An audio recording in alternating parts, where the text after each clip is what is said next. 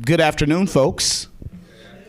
All right. I'm Sam Flowers, your front of house manager for the Woody Guthrie Center. I'd like to welcome each and every one of you guys to our Pride Weekend special Tri-City Collective Real Talk. Yes. We always start off with our land acknowledgement. The Woody Guthrie Center honors and acknowledges that it resides in the traditional and unceded territories of the Creek, Osage, Quapaw, Wichita, Caddo, and Kickapoo tribal nations. We recognize these tribes as and the many indigenous tribe nations who have historically called Oklahoma home. By acknowledging the colonial history of its continuing impacts and correcting miseducation, we will no longer overlook how this land was occupied. We further recognize that more than a century ago, this very neighborhood was destroyed by the violence of bigotry and racial hatred in the 1921 race massacre. We acknowledge the atrocities of the past. We cannot forget that the fight for equality continues as it is far from over. We ask you to take a moment to consider the many legacies of violence, displacement, migration, and settlement that bring us here today. May this acknowledgement express the Woody Guthrie Center commitment to growing and deepening its relationship with the vibrant cultural communities that precede us and still remain. The Woody Guthrie Center is dedicated to spreading Woody's message of diversity, equality, and justice. We educate visitors, teachers, students, and scholars about Woody's life, legacy, relevance, and his important role in American history. It is our honor to share this positive message with the new generation who can create their own ripples of change. We're so glad to have each and every one of you folks here this afternoon. I'm going to go ahead and turn it over to our program manager, Chloe Forte. Yeah. Thank you all for coming out. This is a really exciting weekend, and I'm really excited about this particular Real Talk. First, I want to say thank you to Carlos and the Tri-City team, Jamie, Q, Bracken, Lori, everyone who helped work on this and bring this together. This Real Talk is especially important because it ties in with our current exhibit on display in the rotating gallery. It's called Love Saves the Day, the Subterranean History of American Disco. We have two special guests, Daniel McHenry of Black Queer Tulsa and Nicky Siano. I met Daniel 2 years ago. He started Black Queer Tulsa here in Tulsa, Oklahoma. It was the first group of, first Black affinity group for Black queer Tulsans. And last year we had the first Black Queer Pride ever. So give it up for Daniel.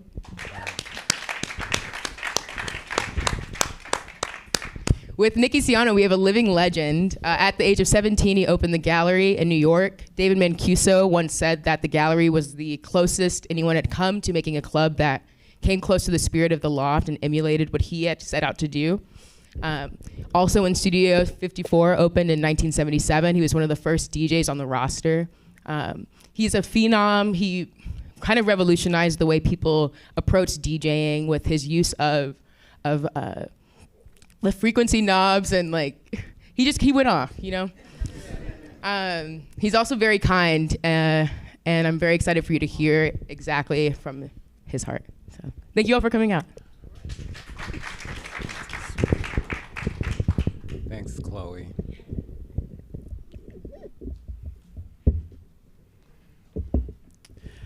Okay, it is time to get started. I'm super excited to be with you guys today, and even to be with Nicky Siano to talk a little bit about the culture, disco, and everything that happened around that time in the 1960s and 70s. And so super excited about that. Just want to give an introduction.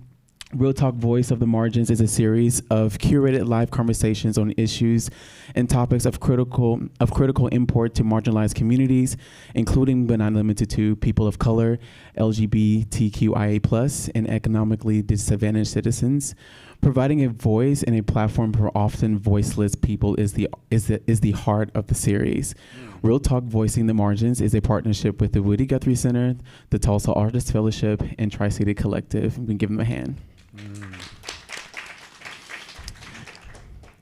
Well, Nikki, it is nice to meet you. Hi, Daniel. It is nice to meet you and be in front of you. I have literally been waiting to talk to you.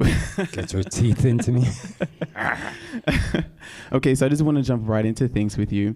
We have experienced a severe storm and a week of power outages here in Tulsa, with the importance of understanding community and its purpose, which is just to be there for each other, as we've seen in the last week.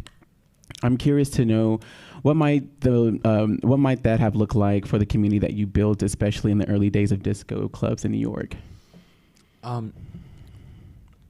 Well, I just want to say a little background. Of course. I'm 68 years old, so I often say I had all my high school years in the 70s, but I grew up in the 60s.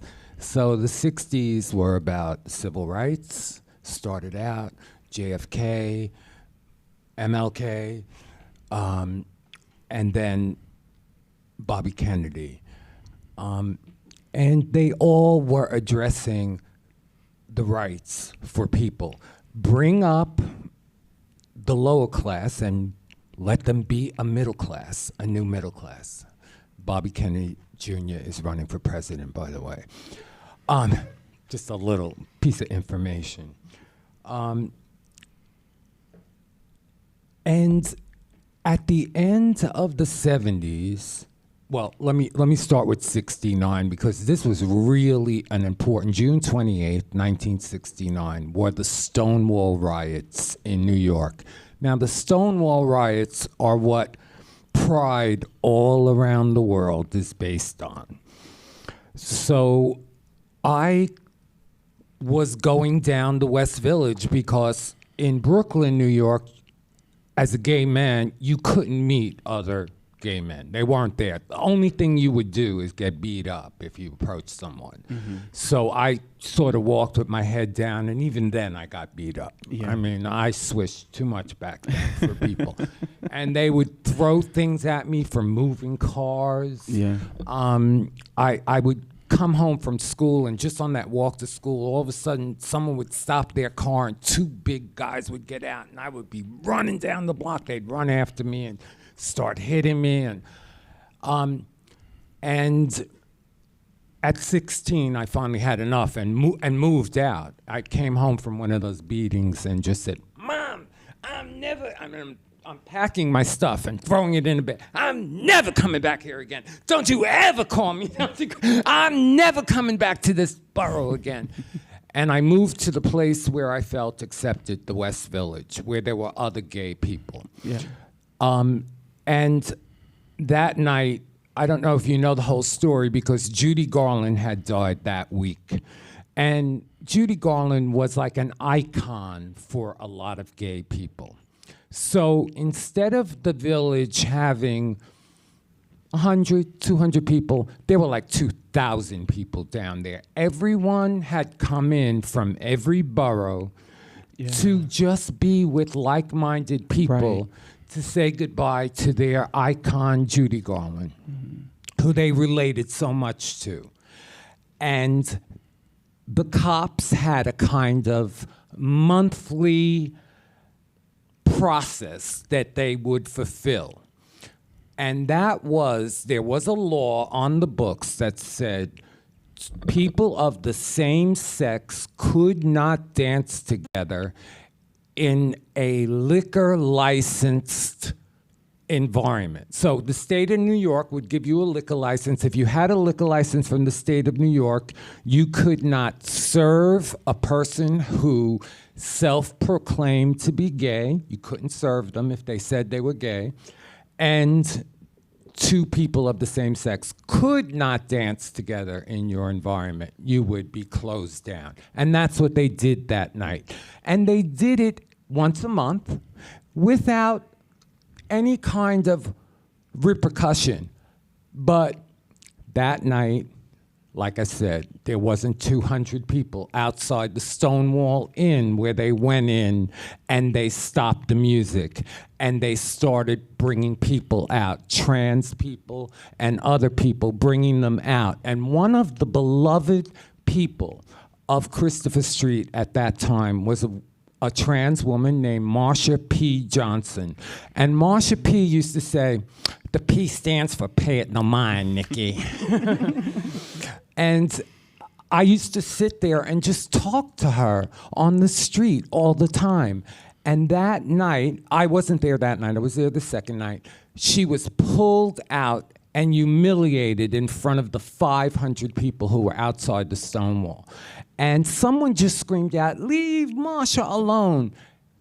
And someone said, leave her alone. And the cop looked and said, her? And he picked up Marsha's dress. Well, that ensued with the second thing that happened was those old thick Coca-Cola bottles, they were made of glass, came flying over the crowd and landed at his feet. And then everyone just picked up, they were so frustrated and so beaten down, they just picked up the nearest thing and started throwing them. There were only 3 cops who came to that little tryst. So they were overwhelmed. They had steel garbage cans and they broke the window. They turned over a car and lit it on fire. Now that was the biggie. Yeah. That was the biggie. And so the second night, the riots lasted 5 nights. The second night, I come up going down the village to meet a guy or something, and still knowing Judy died because my parents were big fans of Judy. And I come up from under the train station, under this theater, it was the West 4th Street Theater, and I see 6th Avenue is blocked. The cars are beeping, and it's blocked. And I immediately thought it was a Vietnam War protest, because it was very common back then that people would just have Vietnam War protests all over college campuses. And I said to someone, like, what's going on? And he said, we're not going to take it anymore. Gay rights, now. And everyone around him started screaming. And I looked down the line, and they were picking people up who were sitting, blocking traffic. And they were picking them up, putting them in a paddy wagon. And as soon as they would pick them up, someone else would run and take their place. And they blocked traffic all night. Then I said to my friend Dennis, let's get out of here. There's too many people. Let's get out. So I walked around Sheridan Square, where the Stonewall was, and to 7th Avenue, and that was blocked. Then we walked down Christopher to 8th Avenue. That was blocked. So it was pretty serious. They had people had coalesced in a movement of pride, just to change that law. And that law changing is what preceded the disco explosion, because that was what the gay people needed to open up environments and not be hassled by the police. Yeah. And they did. They started popping up like crazy, and mine was one of the first. I was lucky enough to have one of the first. Actually, the second one. David opened the Loft, and then I opened the gallery in 1972. We're definitely going to get into that. Okay. So I just wanted to give you that foundation. Yes, indeed. And so it sounds like definitely during that time, community, if there wasn't a community, if the community did not come together during that time, Stonewall would not have happened. We won't have the rights and things that we have now, as far as, the rights we're still fighting for. Now, we wouldn't have the community that we have now to even lean and depend on each other. Right. And so I think it's awesome that we are able to actually sit down with someone who is there, at the foundation and core of our queer existence here in current life in Tulsa and everything like this. And so I'm very excited to continue this conversation. So as you painted us a picture of Stonewall and the birth of Pride, paints a picture of how you opened the gallery in 1972. Just a couple years after Stonewall, there was a Loft, the Loft, which you started, right? Go ahead and tell us. No, I didn't start the Loft. That was David Mancuso. That was David, okay. But I was right after that, I would hang out on Christopher Street, and I would be outside the Stonewall, and I would be listening to this new kind of funky ass music, and I couldn't, I'd be outside, whoa, what's this song? And as soon as people were coming out, I was saying, what's that song? What's that song? And I started collecting records, and back then they were on 45s. They were this big, and every song I was like enamored with. So I'm at my brother's house. He's 10 years older than me, and he's giving a little party, and it's dying. It's dying on the vine. So I said, Robin, that was my girlfriend at the time. I said, Robin, I'm gonna play some records. She said, go ahead, go do it. And I started playing records, and we started dancing and partying, and this one girl came up to me and she said, you like this kind of music? I'll take you out to a place that plays this. And I said, I wish I could go, but I'm only 15 and no one lets me and Robin in. And she said to us, this guy, David, is a friend of mine, and his place is a party, so he lets people underage in because he doesn't serve alcohol. And you didn't really need alcohol back then because people were taking drugs, a lot of drugs.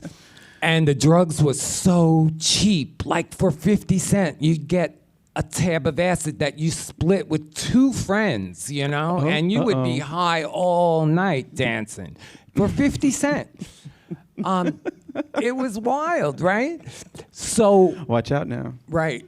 She took us to the Loft, and I walked up those rickety stairs in that very bright hallway, and then there was a lady in this little alcove that took out $3. And I walked into this room that was totally dark for a minute, and then the mirrored ball came on. And I heard a sound system that was beyond anything. And I thought I had a good sound system in my house because I prided myself on the sound system I bought with my newspaper delivery money. Hey, you gotta make it, okay? So you gotta make it. Yeah, you gotta make it any way you can. Indeed. And I loved music. And I loved, does anyone know who Mantovani was? He was like this orchestra leader. He was like Leonard Bernstein. And he would put out these albums that were really old-fashioned-y songs, but I liked them because I liked the sound of the sonics of the song. So I became into this kind of not only the music, but the sonics of the music, like how they produce the high end and how they produce the low end. And I was telling a woman right outside, these speakers that they have in the exhibit, they're called Klipschorns, and they're designed to get very low frequencies, like bass sounds that other speakers do not get. And how they do that is they're made for a corner, so they incorporate the entire room into the throw of the low end of the speaker. So it gives it the ability to go down to a much lower frequency response because it's using the room as part of the speakers. Wow. And those other speakers in there, the La Scalas, were designed for FDR's train presidency like speeches. He would travel across the country and they were designed for him on the train, and he would use those speakers to speak to the people about his run for president. So they have a real history. That's what David had in his house. Those two and the other two. And it was this is the size of his dance floor, exactly. This was the entire dance floor, this room. And the sound was so like a pair of headphones. Yeah. The best Bose headphones you can get. And I was immediately said, I gotta have one of those. I gotta have one of those. I gotta have one of those. And then I saw he was playing a song and they were flashing the lights and always in time to the music. Today, you see all these things going off. It doesn't mean a thing. But back then, every hit of the lights were matching something in the song. Wow. Matching a horn blast, matching a crash on a cymbal, something. So he was hitting the lights, and then they dimmed, and then he had a lamp at the other end of the room, and I'm dancing over here, and there's a lamp and 2 chairs, like a little living room. And the song comes to another break, and he dims that lamp out, and it's totally dark in the room. And I leaned into Robin and I said, I want to do this. And it wasn't about playing records. It was like creating atmosphere. Yeah. And that's what clubs have totally forgotten. It's so disjointed, like the light man is over there, the DJ's over here, the sound system could be in another room for all. I built my sound system so that every speaker was pointed towards me, and my booth was on the dance floor, because I didn't want people to be watching me. I wanted them to be dancing. Yeah. Because I was a dancer. That's what I loved. So, yes, I got my first job in 71. Due to that, at a place called the Round Table, and then I got fired from there, and I called, and Robin and I went home, and we put together this real bogus kind of business plan. And it said, we need $10,000. So how old were you whenever you made this decision? Okay, I was 17 Okay. when we went to my brother and said, look, we can open a club for just, because we did some research. We went and we researched how much a loft was, and we went in, we asked them how much is it to rent this place, and it was relatively very cheap. It was like $285 to rent our first loft, which was 3,600 square feet. Wow. So it was Jeez. twice the size of what the loft had. Yeah. And that year, we opened in February. I was 17. I turned 18 in March. And that May, David closed and took his whole family workers to Spain, and everyone just came to the gallery. And the first night we were open, this guy came to the booth and said, Nicky, I want to work for you. And it was Frankie Knuckles, Yes. who is the godfather of house music, he's called. And he was. So He you're- was certainly the godfather of house. So your club was called The Gallery. Right. Okay, awesome. And so when did you start making those records, like getting records on vinyl and things like that? How was that process like whenever you were creating? Because I have a creative question, just for those who wanna kind of dig into the creativity of things. So just kind of explain that to me a little bit more. Well, okay, I just made this list like off the top of my head. There was something that happened back then that never happened before. In order to have a hit record, you needed to be on the radio. That was it. There was no ifs, ands, buts about it. In 1972, if you wanted a hit record, you needed to have it played on the radio. Well, the clubs, the early years of disco changed all that, because there were only 12 clubs and there were 8 DJs, and we used to meet for breakfast. Yeah. And we used to share information, and we'd all play the same records. It wasn't, people would come hear me because they liked the way I played the records together. I was one of the early people that did beat matching, where you could dance through the change. I'm sorry I ever did it, Creative. because now they just play the same beat all night long. I can't stand that. I like different tempos. I like it to slow down and then speed up, you know. So Yeah. that's what I do when I play a set. Give us some flavor. Yeah. Yeah. Funky Sensation is 98 beats per minute, and then everyone plays that 128 all night long. And Frankie said it. Frankie said to me, those are the plateau DJs. They play the same beat all day. And it really, you know what? It's easier to mix like that. It's easier to just put one record after another, because you don't have to worry about changing the beat and everything and slowing it down a little at a time, how we used to do. And we had turntables that didn't vary the speed like the things that we use today vary speed. You can go 10% in each direction, 20% on some turntables. We had 4%. 4%, that was it.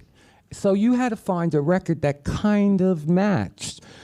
And radio was not playing the music. And I just want to, it would shock you. Love Is the Message was on a record called The Sound of Philadelphia by MFSB. And you all know, Soul Train, da-na-na-na-na-na-na. Well, that's called The Sound of Philadelphia, TSOP. The original did not have words. My friend David and I went to Columbia Records. We had a friend there, and she said, I want to play you this song. It's really good. And it was TSOP. We had it, only 2 copies. He had one, and I had one that Christmas. It came out of every other record. We were playing it. I wanted to hear it. Every time I took it off the turntable, I wanted to hear it again. So I played it. And sometimes I'd play something when I first got it 8 times. That record didn't hit the air until 6 months later. We had already, as DJs, pushed it up the sales, because we couldn't push it up the play part, but we pushed it up the sales, because the Billboard charts are play and sales. Thank you. So we pushed it up the sales part of the chart, and they have them side by side. So we pushed it up the sales part of the chart, and all of a sudden record companies start, because in the beginning they wouldn't give free records to DJs. We got a doors slammed in our face. We came one day, I came to CBS one day and I said, we're DJs and we're here for, DJ Day to get promotional product. And she said, oh, what station do you play at? And I said, oh no, we play at clubs. And she just slammed the door in our face. Didn't say another word. Didn't say goodbye or thanks for coming. She just pushed the door in our face. And that's the way it was until we made friends. And those friends came to the club. And they heard the records being played. And then they watched the sales chart. And this little baby, where is it? Oh, here. This is Love's theme. I don't know if you guys know it, but it's Barry White's family. And this was an instrumental that we went to this record company, and he had these sitting on the floor, a box of them, and said, oh, we're going to throw those out. And my friend David said, well, give it to us, because we like this album cover. It's a hoot. We're going to hang it on the wall. Well, this record went to number 89 on the sales chart. That's top 100. That's pretty serious. Yeah, it's pretty big. Without any airplay. Wow. Not one air. And we got a gold record for it. He got a gold, I got a gold record for it, and the 5 other DJs who were involved in it. Wow. And these are records that radio wouldn't even play. We were the first to play it. Just some of them. Soul Makossa, I found in a Jamaican record store on Flatbush Avenue in Brooklyn, and he played it for me, and I said, how many copies you got? He said 9. I said, give them all to me.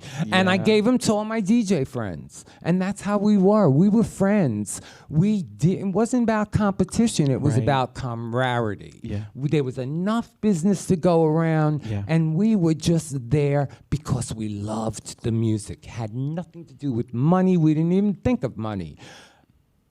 And that's how it all kind of degraded, the money thing. But anyway, Rock Your Boat. I was the first person to play that. Rock Your Baby, Never Can Say Goodbye, Honeybee, Cherchez la Femme, Turn the Beat Around, Wow. Love Hangover. Love Hangover, the first night I got it, it was on a test pressing. And they gave it to me, the Motown person gave it to me, and I played it 8 times. From the very first note, from the slow part. I loved it so much. And I was freaking out because I loved Diana Ross, and that was like her first big dance floor hit. And I said, oh my God, I loved it. Well, there was a record store down the village called Vinyl Mania, and there was a line Sunday morning to get Love Hangover. He didn't have it because it wasn't out yet. But that's the kind of business we generated. People bought records when they heard it at the clubs because we played it with such gusto and love, and it was the only kind of outlet for that kind of music. If you loved to dance and you heard it in the club, you went out and bought a copy. Yeah. So I have a question. Please, Daniel. To try to pinpoint, the creativity aspect and the opportunity to create and how successful you were in creating. Young creatives are finding new ways to create, and it seems like they have plenty of access to create, so they can get famous at doing on TikTok. I mean, as we can see. What was it like during that time as a minority disco DJ and club creator to have the ability to create freely and be able to be successful like that? Like, what was that like? It was a different thing in the industry because gay people back then were, non gratis. Right. It was like, you did not get a record contract, you did not get any kind of status if you said, I'm gay. Yeah, it wasn't the days of George Michael being in a bathroom and getting arrested and then doing an album about it, which was so cool, and then going on with his fabulous career. That didn't happen back then. If you were found out gay, they just ripped up your contract. And I heard many times with my good friend D.C. LaRue, who had a big hit called Cathedrals, they would say, and I heard people saying, I'm not booking that faggot. And that's the kind of stuff that went down back then. Yeah. So it still was very prejudicial. I was lucky enough to own my own club. My brother and I, my brother is 10 years older than I, so he was 27 when the club opened. And we went to his house and we said, we went through the whole proposal and he said, we just need $10,000. And he said, do you know? I said, no, what? He said, I just settled that accident I had 10 years ago for $12,000. That's serendipity. That's God in your life. Yes. That's the universe putting something Indeed. And just opening doors for you. And I always say, if it's right, the time will happen. The doors will just open. They will. Right. Yeah, I agree with you. And so I know you were talking about earlier how the clubs were really how the sound was and the blending and the mixing and things like that. Now I heard that since you know how to mix very well, did you come up with the dual mixer? Well, that was everyone. No one was beat matching. Mm-hmm. They were calling it a blend. Yeah. And basically people were listening in the headphone. Some people didn't even have headphones. My first job, I didn't even have a headphone, which is the cue. You hear the record that's not playing. Well, some people didn't even have it back then. And but the people who did, they would be putting the beginning of the record on over and over and over until it sort of matched, and then they would turn up the volume and mix it in. Well, I came along and I started putting stuff underneath the vinyl so that it would slip, and they didn't have direct drive turntables yet, which you could really slip with easily. Yeah. They have belt driven back then, so you had to really gingerly hold that record. And I would hold it on the beat, and then I'd push it a little bit, and then I'd match it. And so I was the first person who started the whole beat matching craze. And people started hearing that, and then everyone started doing it. And then I had Love Is the Message. I loved that record so much, and I had a dream that because it was just 3 minutes and 16 seconds, the groove of it that you played over and over until someone, released it on a bootleg and edited it all together. But I had 2 copies, and I'm playing it back to back, and I had this dream that I played this sound effect of this big airplane while I was mixing the 2, and I said, I gotta bring in a 3rd turntable. And I did. I brought in my 3rd turntable, and I did that night, and they started saying, turn this motherfucker out. And no, I had never heard that before. It was the first time they were saying, right to the beat, all night long. They were going nuts. And really, I mean, the place was saying it so loud that at points it was drowning out the music. Wow. Yeah, it was everybody in the place was united. So then, after that, I see every club had a 3rd turntable. And on that 3rd turntable, someone's coat, drinks, whatever was, it was the placeholder for your garbage. Mm-mm. And no one ever used it. No. It was, I don't know.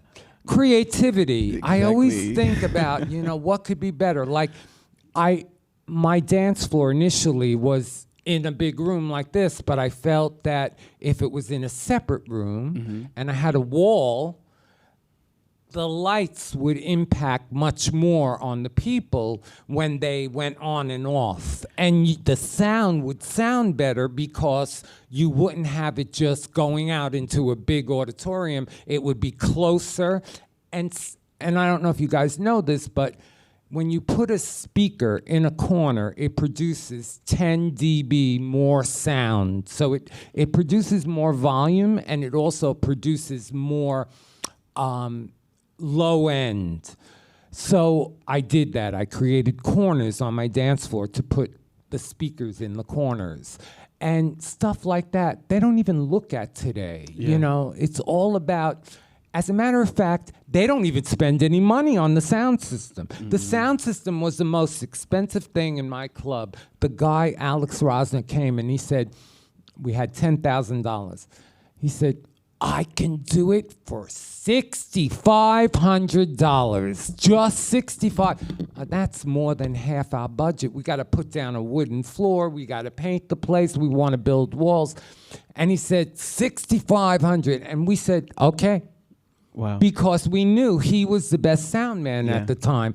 And today, they spend $6,500 on the bar and how it looks, True. And about $500 on the sound system if they have that left over. It's really awful. I mean, people are coming to dance. People are coming to dance. There's no soul in it. There's no funk in it. There's no creativity in it. It's just very bland. It's all about the do, re, mi, and that's it. That's what it came, So where do you draw your inspiration from? Like, I heard you like James Brown. Oh, I love James Brown. Yeah, tell us a little about I feel James was really the backbone of all the dance music that came out. Papa Got a Brand New Bag, and of course, Sex Machine was, in 1970, when that record came out, it was the biggest record on everyone's dance floor. And there was another song on that album called Give It Up and Turn It Loose. And those 2 songs were the backbone of everything that was created after that. And then there was this guy called Earl Young, and Earl Young was the drummer for a group called The Tramps. He also was the drummer for everything that MFSB played on. So every song by the OJs, every song by Harold Melvin and the Blue Notes, every song by Teddy Pendergrass, every song by Billy Paul was him playing. And he developed this new kind of groove. Instead of 4 on the floor is... He would do a little syncopated one.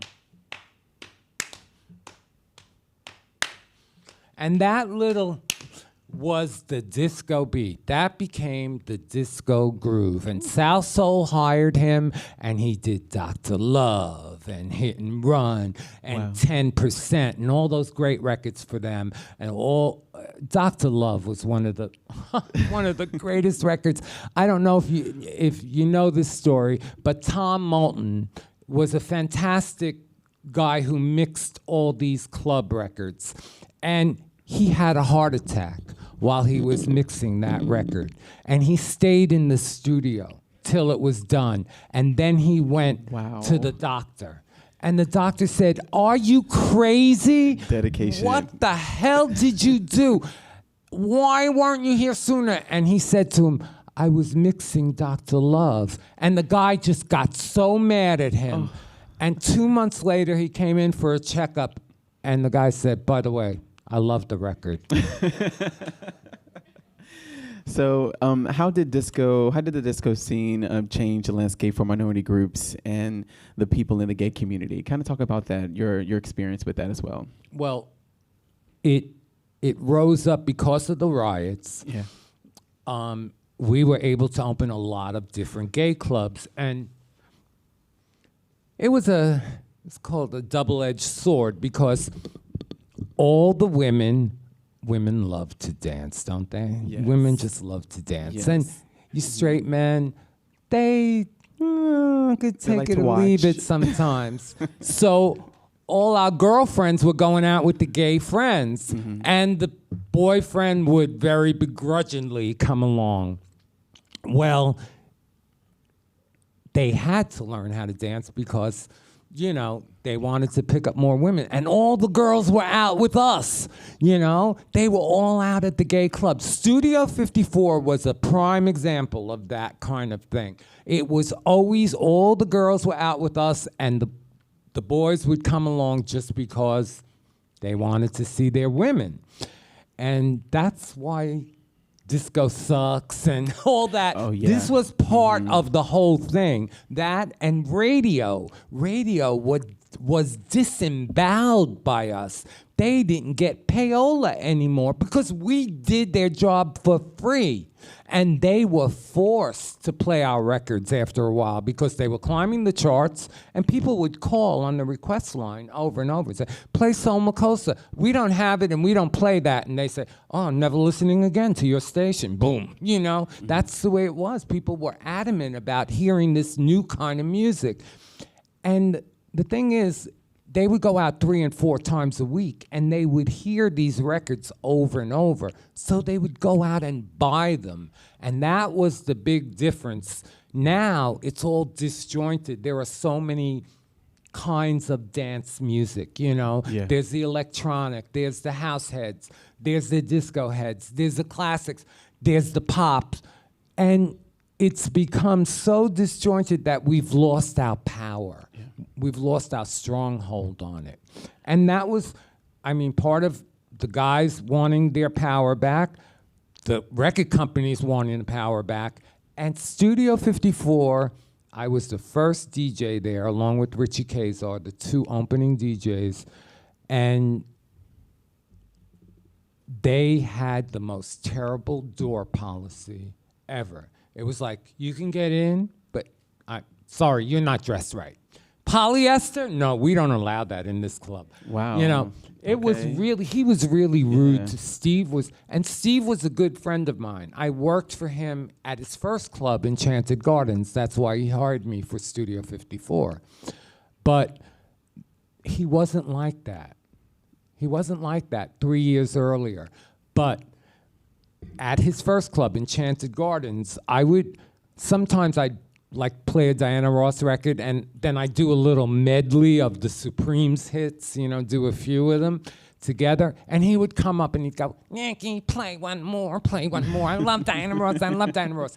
So 3 years later, he's snorting coke with her upstairs at Studio 54. That changes the fucking person. It changes them. Does. And he's what we call a mensch, in the Jewish way of saying it. And he just lost that. He lost it. The money, the drugs, it just ruined him. And I'll never forget, I was at Studio. This was after I'd gotten fired, but the gallery was still open. And I would go there a lot. And he'd be walking down the big staircase, this big grand staircase in a tuxedo like this. Oh, man.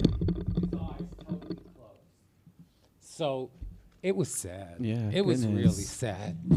So sad. Did I wanted to? I know there's been a huge thing about disco dying, and if you can kind of explain about that era and about that time frame when people started saying that disco was dying and how the name disco even was removed out of the genre and dance was replaced with it. So kind of talk about that a little bit. Well, in 1975, okay, so we're talking about the early 70s first, 1975, 1976,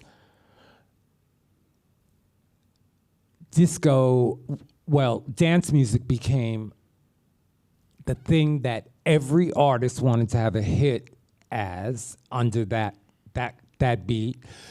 Every artist wanted to have a record that way, and all the artists who had records that way were being revered. So the record companies started to see that this record, if it said disco on it, it would sell 100,000 copies out of the box, which means without any airplay, without people even hearing it, they could sell a piece of garbage in that thing, as long as it said disco in 1975. Billboard, who has the charts, created a disco forum, this big thing where everyone got together. I was so stoned when I spoke there. Oh my God. There was 10 people on the panel, and they asked us all the same question. By the time they got to me, I was asleep. I had my head on the table. And they said, Nicky, blah, blah, blah, the same question. What do you think about blah, blah? And I looked up, 5,000 people, and I said, I agree.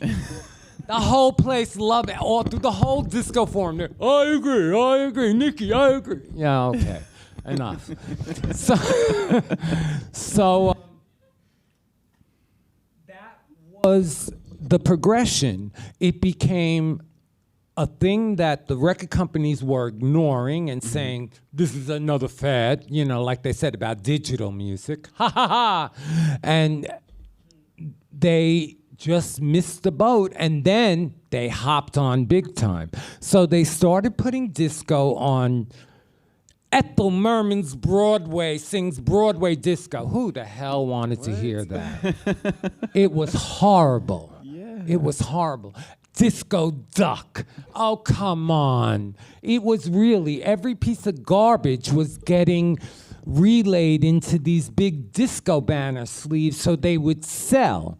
People were getting burnt, okay? And it just started a really bad, then the stuff at Studio 54, the boys going out to run after their women, all those, the radio people hating. And this radio person, Steve Dahl, thank you, someone. Crazy man. Yeah, Steve Dahl started this big campaign in Chicago. Disco sucks. It's dead. It's really dead. And we're going to burn at Kaminsky Park. We're going to burn every disco record you have. But they didn't bring disco records. No. They brought soul records and R&B records and Stevie Wonder records. Stevie Wonder. Come on. They didn't know nothing. Yeah. So anyway, they're burning this big pile, and they so-called bury disco. And then Frankie Knuckles comes along and says, I have this house record. It's really good.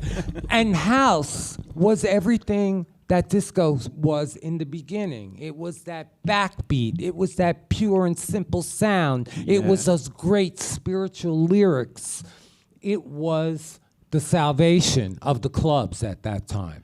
Yeah. So really, disco morphed into house music. I love house music. Yeah. Were you around with, voguing came into of play? course. Yes, talk about that. I need to know a little bit about that part. Well, it was uncanny when Vogue came out, especially. Yes. But if you look at the film that they're showing here, Love is a Message, my film about the it was shot at the Gallery. We're going to plug that.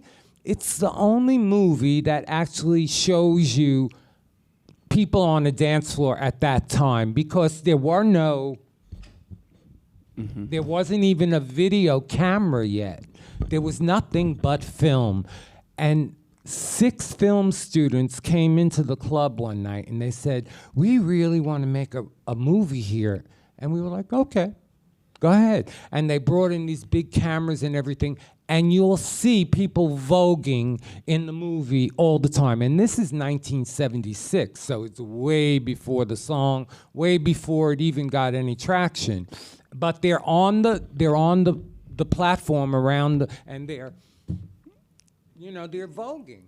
And it was a sensation. And then I'll never forget, I was on Christopher Street when the song came out, and this guy had a convertible, and he was playing the song, and it was coming down the street, and as it passed people, they would get up. It was uncanny. It was so wild. But it was a phenomenon, and that was her best song. Come on, let's face it. Yes. Really was. That sounds like a movement during that time, because honestly, Vogue and house music is literally changing our culture here in Tulsa as well. Tulsa just got into Vogue, got into the ballroom scene, so we're going to have you come down and DJ one of these times if you like. But no, we definitely, are starting to learn a little bit more about the birthing of house music and birthing of disco and voguing and the meaning that it has to the community and to our culture and things like that. And I read that you were very affected by the AIDS epidemic that happened in the 80s. And so tell us a little about how that crisis affected you personally. Well, as we first talk of about all, community. in the 70s, you couldn't help it. I took way too many drugs. And I ended up in 1977, my best friend introduced me to this drug called heroin. And I became addicted to it. And that led to the closing of the gallery. And then I went on to play at another club where I drew lots of people, but they had, like with Larry Levan at the Paradise Garage, they had a replacement for me if I fell asleep or if I passed out, which just enabled me to go on with more drug use. And finally, in 81, 82, I just woke up one morning and I had no job. I had screwed up everything. And I went to Narcotics Anonymous and I got clean. And the AIDS epidemic started.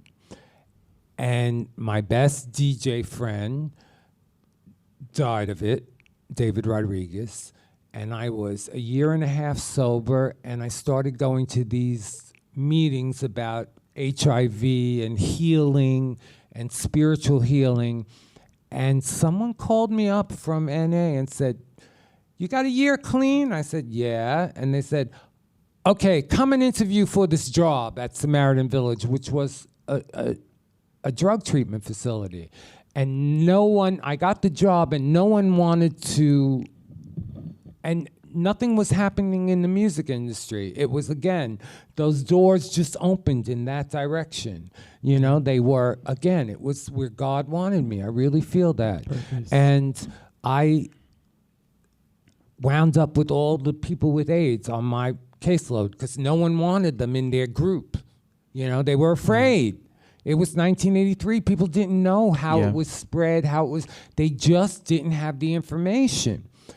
So I went back to school, got my degree in social work because they offered that in my job, and I started becoming an HIV coordinator at different treatment facilities. And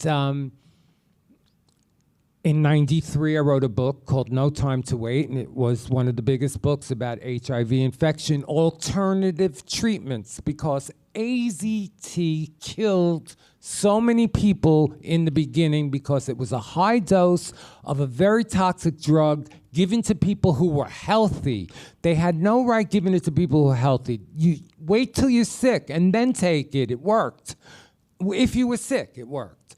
Now it's a whole different thing because the triple antiretroviral therapy actually is able to stop the virus. But what they were finding out was back then that the virus would mutate, and it wouldn't mutate 3 times. So they needed that triple antiretroviral. So I wrote this book about it. I learned so much about it. I would go into a doctor's office and I would be able to speak for my clients because I knew the study so well. I would talk to the doctor in his language. And I advocated for a lot of people, and I helped a lot of people. In my book, oh my God, there are even one actor today who says, you saved my life with that book. You know, I followed what you wrote. And then in 1996, I was burnt. I mean, I had worked with people with AIDS from 83 to 96, so 13 years, and I felt toasted in a toaster oven. I was burnt. And I was meditating, and I said, God, I don't know if I can do this anymore. And I heard very clearly, quit your job. I was like, God, stop kidding. You know, you're such a kidder. And and the next day, I quit your job. I heard it for 3 weeks, and I went in, and just on faith, I gave them notice. The last day, you held out on me to the last day, they call from New York and they say, Nicky, Larry Levan's birthday is coming up. We want you to play at this brand new party called Body and Soul, which at the time was the biggest party in New York. Wow.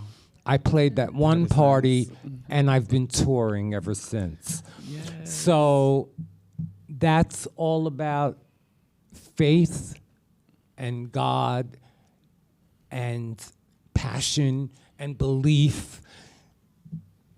Yeah, because whenever you definitely have the ability to refresh, get a second chance, refresh your life, get a second chance, and you actually, trust and believe that, your next step is definitely ordered, and you have that faith to step out. I'm actually really happy to hear that you're so wait, are you touring now? Do you miss DJ? Do you still DJ now? I was in Italy last week. I'll be in London next week. What? Yeah. So you still DJ? Yeah.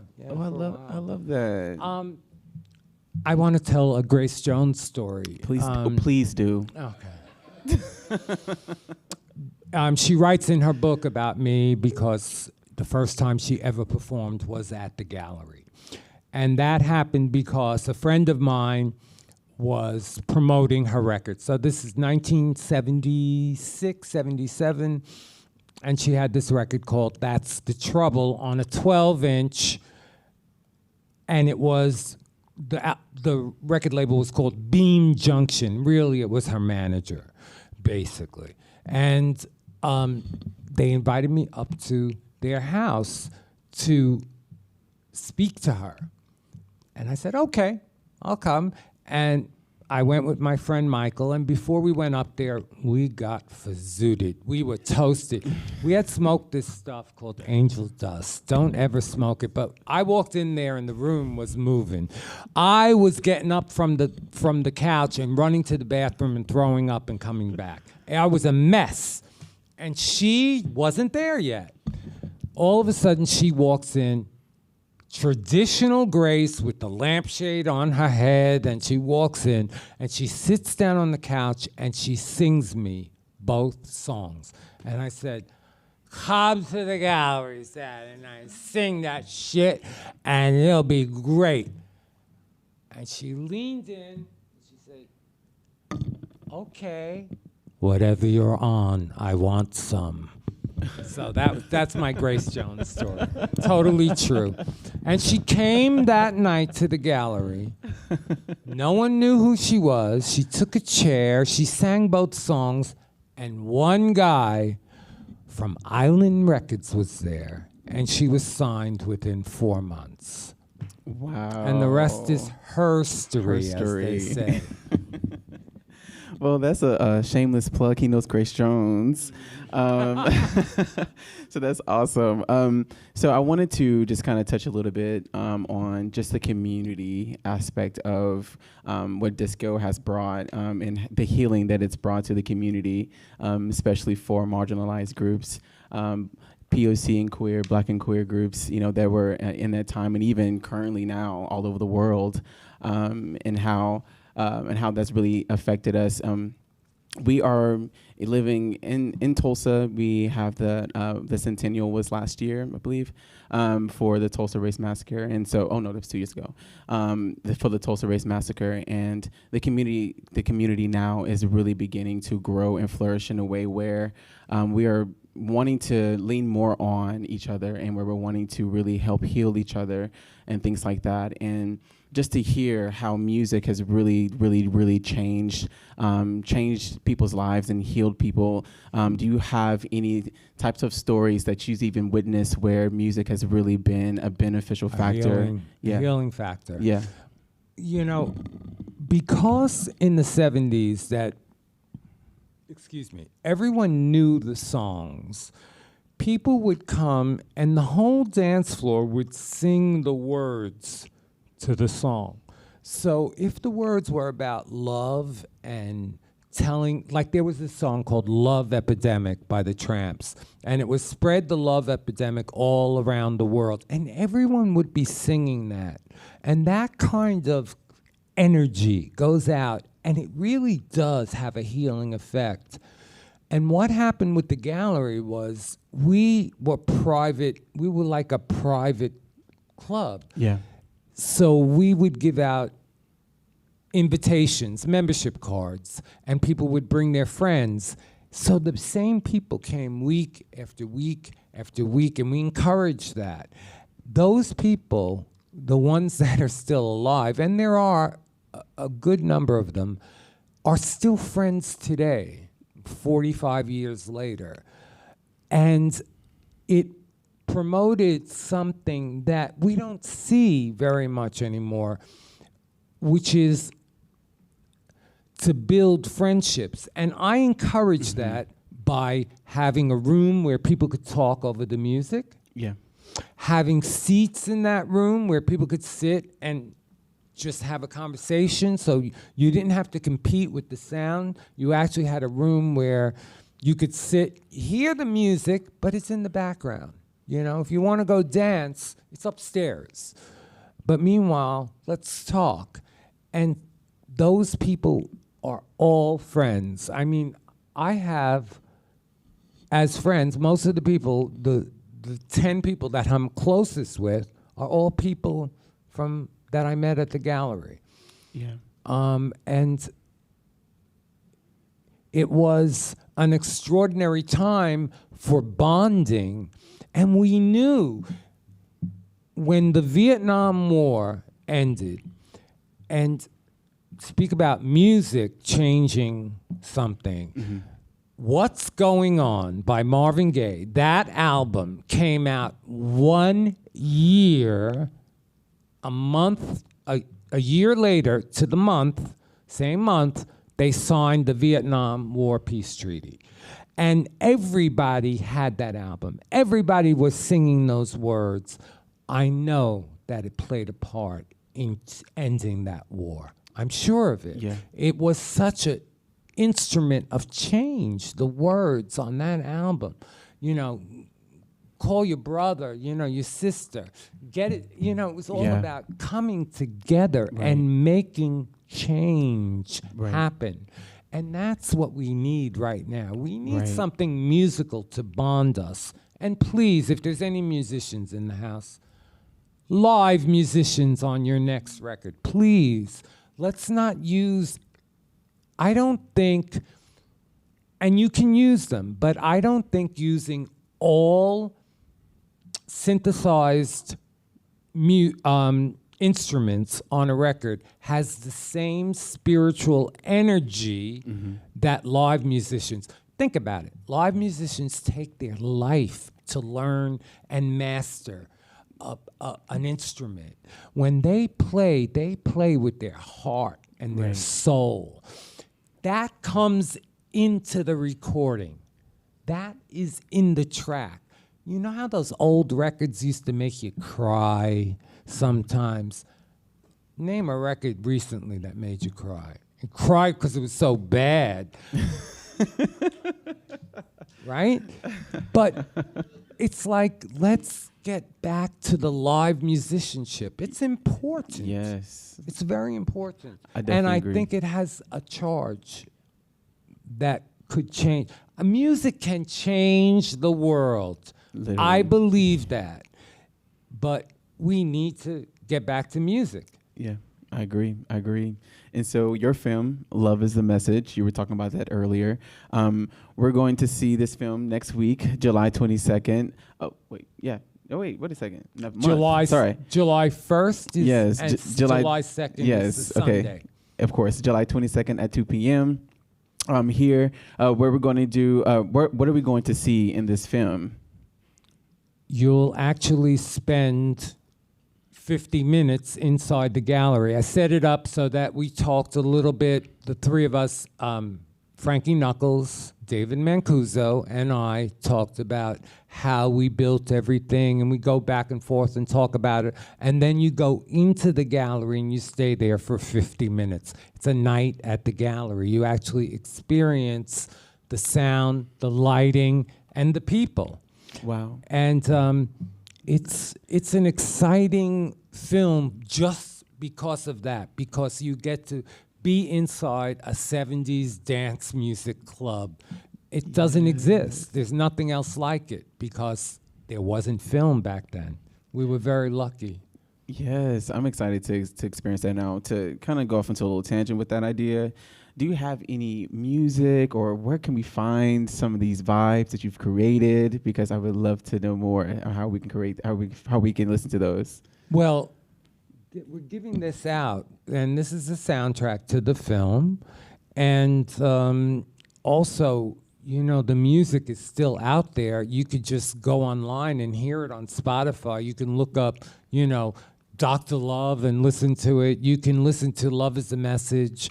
There's an album by Laura Nero called Gonna Take a Miracle, and she's backed by LaBelle, Patti LaBelle, and Sarah, and Nona. And it is the most beautiful. You can just play remember when you could listen to the whole album and like every song? That's one of them. Mm-hmm. That's one of them. You could just put on the CD and you can just go clean your house and just have a great background to it. And that's the kind of music I grew up with. And we should have that again. Not just the one song that's good on the thing. It should be every song. Yes. You got to have a vibe. You got to be able to get into it a little bit more. Ed Sheeran does it pretty good. I think he produces a lot of CDs that every song is good. Mm-hmm. But not enough. We don't have it enough. Indeed. I must admit, I love going to live music shows, whether it be like a live band at a club, or I love that way more than just chilling and listening to it on a record. Right. Even, any concert experience is really uplifting. You walk out of there, you feel like you could change the world. Plus, with everybody in the room on the same, like on one accord, it gets that charge. So right. And everyone's singing the lyrics, right? Yes, it's amazing. It feels good. It's really uplifting. And that's what it was every Saturday night at the gallery. Well, we're going to have that experience here soon, so I hope to see y'all there. I just want to say thank you so much, Nicky Siano. Thank you. Thank you so much for joining us today in this important conversation, and we also appreciate the folks who are live and watching. Thanks and the for ones coming, in the room. guys. Thank you so much for coming. Thank you to all that joined us today live and in person. Join us next month for the screening of Love is the Message right here at the Woody Guthrie Center, 2 p.m. July 22nd. And our next Real Talk will be on August 19th at 2 p.m. If you haven't visited Love Saves the Day, oh my goodness, please go and visit it. It's going to be here all the way through October 8th, and you don't want to miss out on that. It's really informative and amazing. Thank you so much. Thanks. Thank you. And that's a period.